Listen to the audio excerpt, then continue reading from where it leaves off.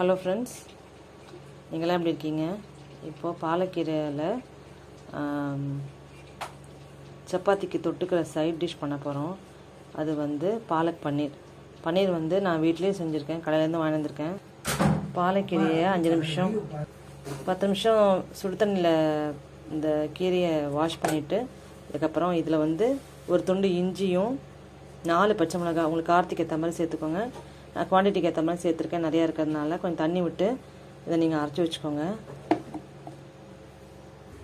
வானிலையில் எண்ணெயோ இல்லை கீயோ வெண்ணெயோ எதாக இருந்தாலும் போட்டுக்கோங்க. 2 டேபிள் ஸ்பூன் போட்டுக்கோங்க. 1/2 டீஸ்பூன் ஜீரகம், அதுக்கப்புறம் சின்ன சின்னதாக நறுக்கின 2லேருந்து 3 பல் பூண்டு,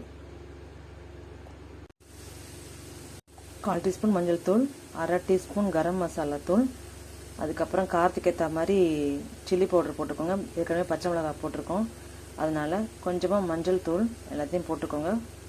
சொல்ல மறந்துட்டேன், வெண்ணெய் உருக்குன உடனே நீங்கள் ஆட் பண்ண வேண்டியது இருக்குது. அது நான் ஸ்கிப் ஆகிடுச்சு.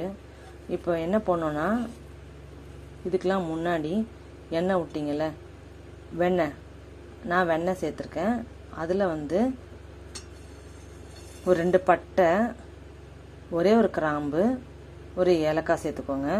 டீஸ்பூன் கொத்தமல்லி பவுடர் ஆட் பண்ணிக்கோங்க. அதுக்கப்புறம் எல்லாம் வதங்கினதுக்கப்புறமா சின்ன சின்னதாக தக்காளி நறுக்கி போட்டுக்கோங்க. அதுவும் வதங்கினதுக்கப்புறமா உப்பு போட்டுக்கோங்க. இப்போது இதில் நான் தக்காளி வந்ததுக்கப்புறமா கொஞ்சம் தண்ணி மிக்ஸ் பண்ணி ஜாரில் ஏன்னா கொஞ்சம் லிக்விடாக வரணுங்கிறதுக்காக தண்ணி மிக்ஸ் பண்ணிவிட்டு அரைச்சிட்டு அதுக்கப்புறமா கூட கொஞ்சம் தண்ணி விட்டுருக்கேன்.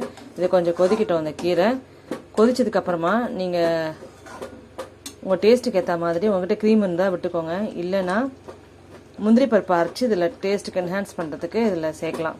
அதுவும் உங்கள் ஆப்ஷன் தான். அதுக்கப்புறமா பன்னீர் எடுத்து போட்டுட்டு அதுக்கப்புறமா மேலே கசூரி மேத்தி கொஞ்சம் போட்டுக்கோங்க.